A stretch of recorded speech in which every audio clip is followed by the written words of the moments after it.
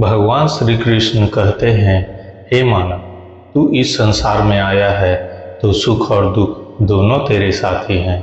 लेकिन जब मन बेचैन हो जाए, जब रातों की नींद उड़ जाए, जब भीतर एक अजीब सी घुटन महसूस होने लगे, तो समझ लेना कि तेरा मन अपना रास्ता भटक गया है।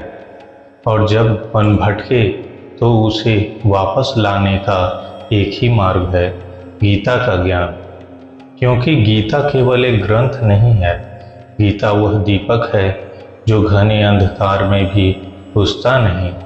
गीता वह नाव है जो जीवन के तूफानी समुद्र में भी डूबती नहीं। और गीता वह मित्र है जो तब भी साथ देता है जब सारी दुनिया छोड़ देती है। श्री कृष्ण कहते हैं कि मनुष्य का मन इस संसार में सबसे अधिक चंचल वस्तु है। यह एक पल में आकाश की ऊंचाइयों पर उड़ता है और दूसरे ही पल गहरी खाई में गिर जाता है।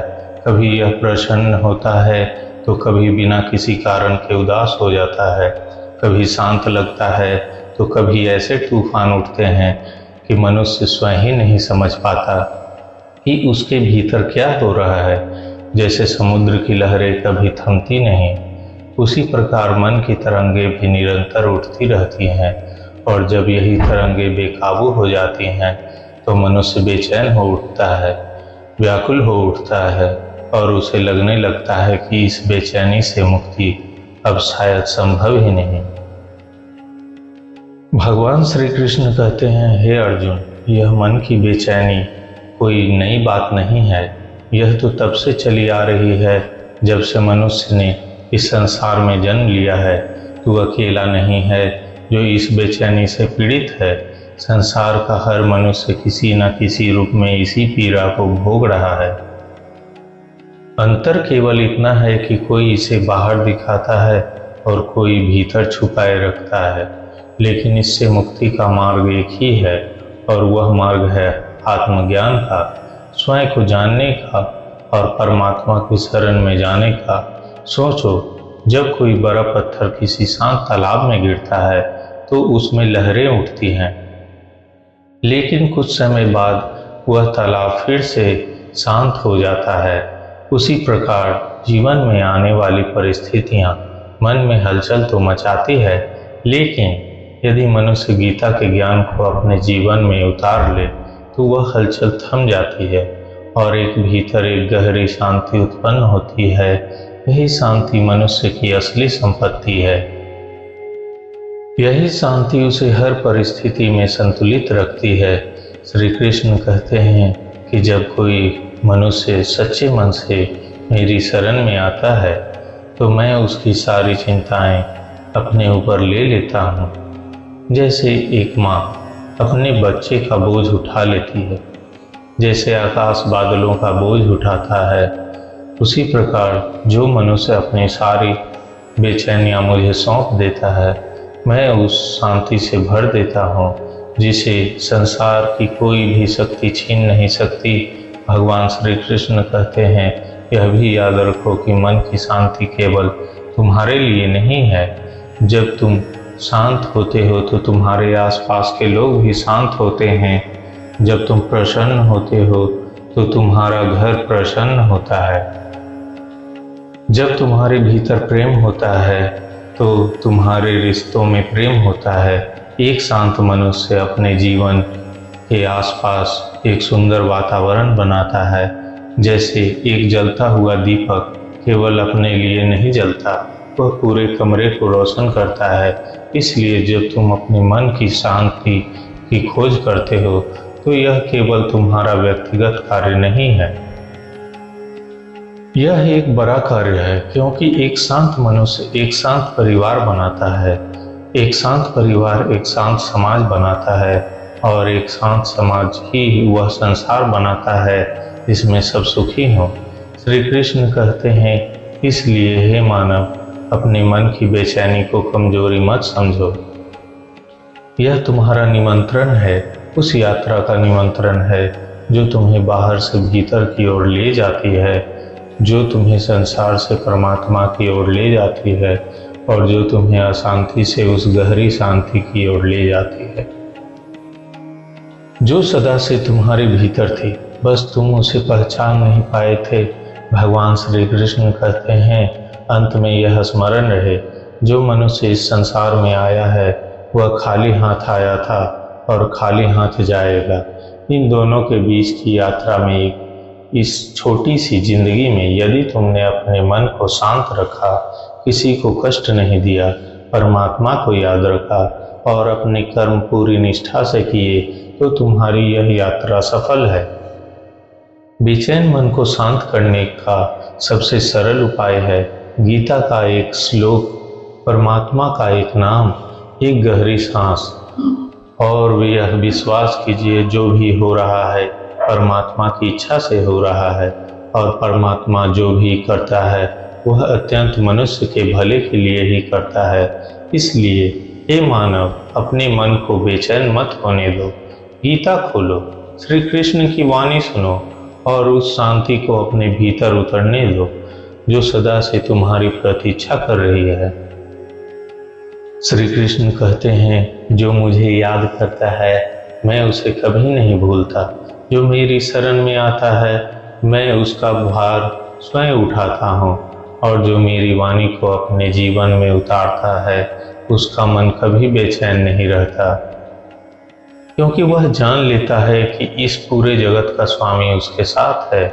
और जब परमात्मा साथ हो तो फिर बेचैनी कैसी, तब तो बस शांति है, गहरी, अटल और सनातन शांति। अगर कृष्ण वाणी के विचार आपके मन को छू रहे हैं तो चैनल को सब्सक्राइब करके हमारे साथ जुड़े रहें और वीडियो को लाइक करें और कमेंट में लिखें जय श्री कृष्ण राधे। तो चलिए अब आगे बढ़ते हैं। भगवान श्री कृष्ण कहते हैं, हे मानव, तू अपने मन की बेचैनी को एक शत्रु की तरह देखता है। तू चाहता है कि यह बेचैनी दूर हो जाए, यह तकलीफ मिट जाए, यह घुटन समाप्त हो जाए, लेकिन क्या तूने कभी सोचा है कि यह बेचैनी तुझे कुछ बताना चाहती है? जैसे शरीर में दर्द होता है तो वह इस बात का संकेत होता है कि कहीं कुछ ठीक नहीं है, उसी प्रकार मन की बेचैनी भी एक संकेत है। वह संकेत यह है कि तू अपने सच्चे स्वभाव से दूर हो गया है, तू उस रास्ते से भटक गया है जो तुम्हें परमात्मा की ओर ले जाता है। इसलिए यह बेचैनी तेरी शत्रु नहीं, यह तेरी मित्र है। यह तुझे वापस बुला रही है, वापस अपने जड़ों की ओर, वापस अपने स्वभाव की ओर, वापस परमात्मा की ओर।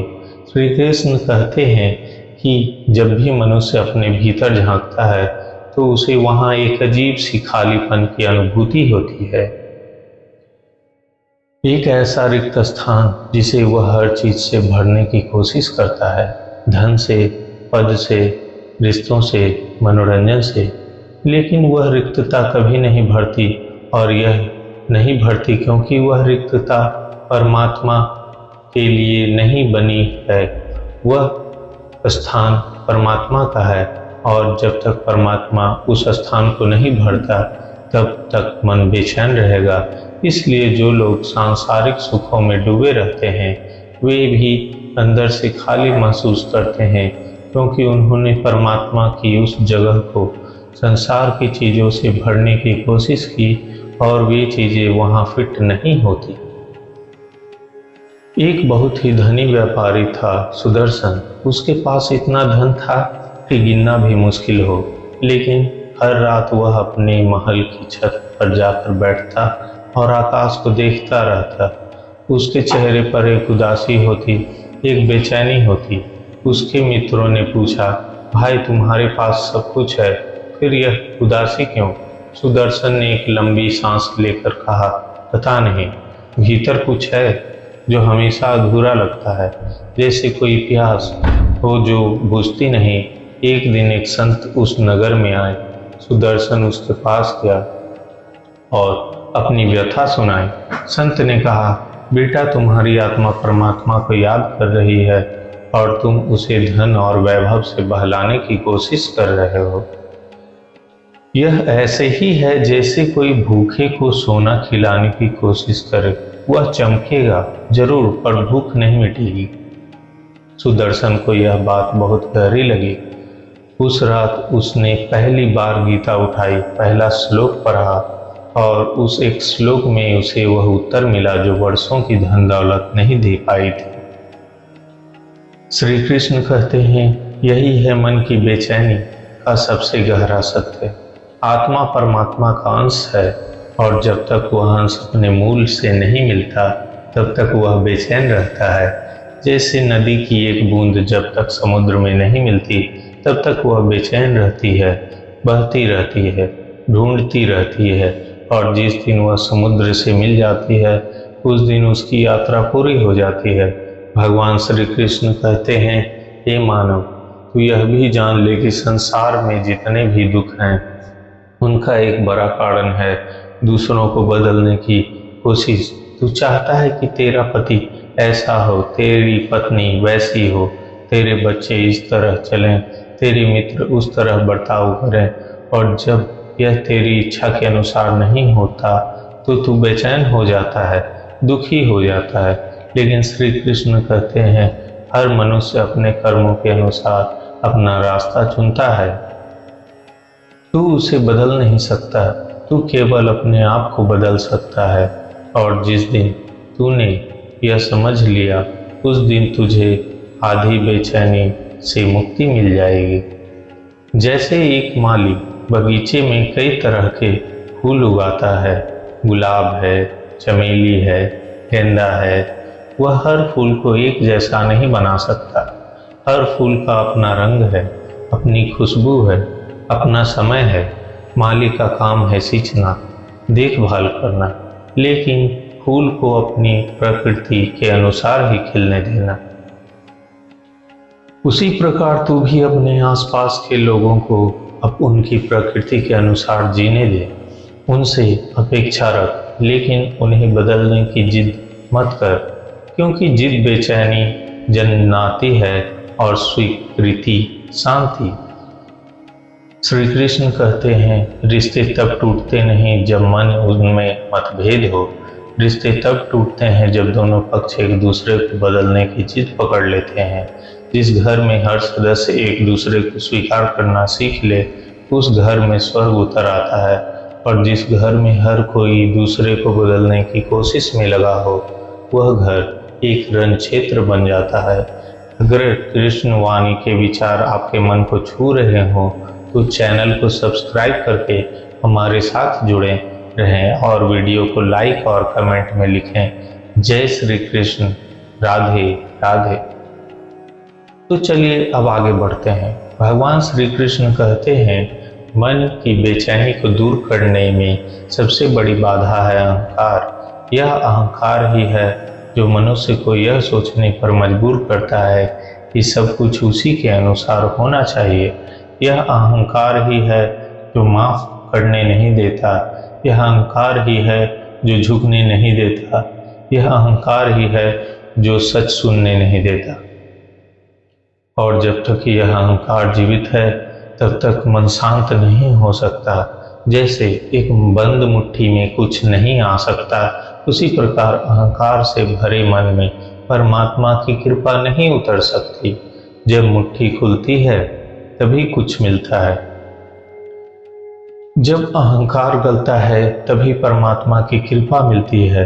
एक बार एक पंडित थे, विद्यासागर, बहुत ज्ञानी, वेद पुराण गीता सब कंठस्थ था, लेकिन अहंकार भी उतना ही था।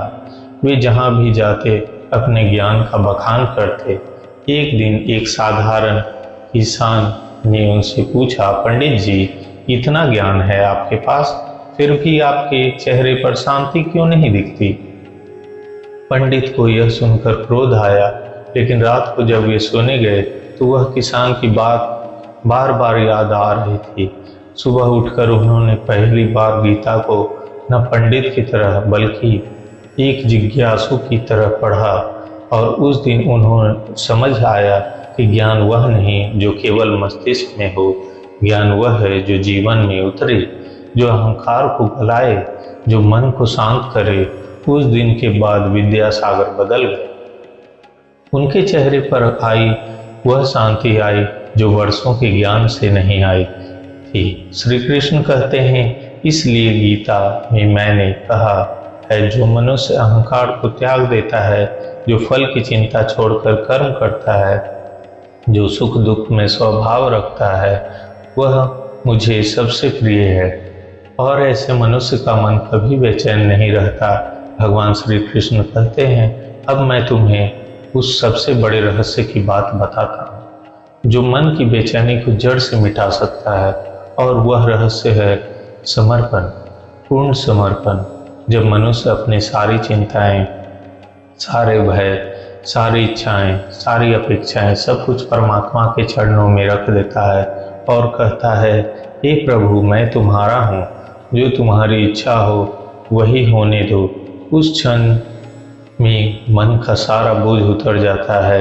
यह समर्पण कायरता नहीं है, यह समर्पण सबसे बड़ी वीरता है, क्योंकि अपने अहंकार को, अपनी इच्छाओं को, अपने अभिमान को परमात्मा के चरणों में समर्पित कर देना, यह सबसे कठिन काम है। लेकिन जो यह कर लेता है, उसके जीवन में एक ऐसी शांति उतरती है जिसे शब्दों में बयान करना संभव नहीं है। जैसे एक छोटा सा बच्चा जब अपनी माँ की गोद में होता है तो उसे किसी चीज की चिंता नहीं होती, न खाने की, न सोने की, न खतरे की, क्योंकि वह जानता है माँ है, सब ठीक होगा। उसी प्रकार जब मनुष्य परमात्मा की गोद में उसके समर्पण में आ जाता है तो उसकी सारी चिंताएं, सारी बेचैनियां, सारे भय गायब हो जाते हैं।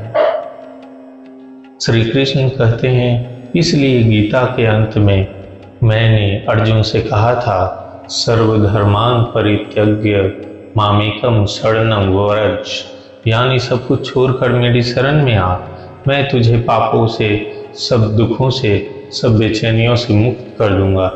यह केवल अर्जुन के लिए नहीं था, यह संदेश हर उस मनुष्य के लिए है जो आज इस संसार में बेचैनी से पीड़ित है, जो रात को नींद नहीं ले पाता, जो सुबह उठकर भारीपन महसूस करता है, जिसके भीतर एक खालीपन है। उन सब के लिए यही एक उत्तर है, परमात्मा की शरण में आ। भगवान श्री कृष्ण कहते हैं, मन की शांति के लिए एक और बड़ा सूत्र है कृतज्ञता। जो मिला है उसके लिए धन्यवाद, जो है उसके लिए आभार। मनुष्य की आदत है कि वह हमेशा उस पर ध्यान देता है जो उसके पास नहीं है, जो है उसे देखता ही नहीं, जिसके भारता नहीं, वर्तमान है, पास घर है, वह महल चाहता है, जिसके पास 2 वक्त की रोटी है वह विलासिता चाहता है, जिसके पास स्वास्थ्य है वह उसकी कदर नहीं करता, और जब वह स्वास्थ्य चला जाता है तब समझ आता है कि वह कितना बड़ा धन था। श्री कृष्ण कहते हैं, यदि तुम आज से केवल यह एक काम करो, सुबह उठते ही उन 5 चीज़ों को याद करो जिनके लिए तुम कृतज्ञ हो, तो तुम्हारा पूरा दिन बदल जाएगा। जो मनुष्य कृतज्ञ है, परमात्मा उसे और अधिक देता है, क्योंकि जो मिले उसी की कदर करता है, वही अधिक पाने का अधिकारी है।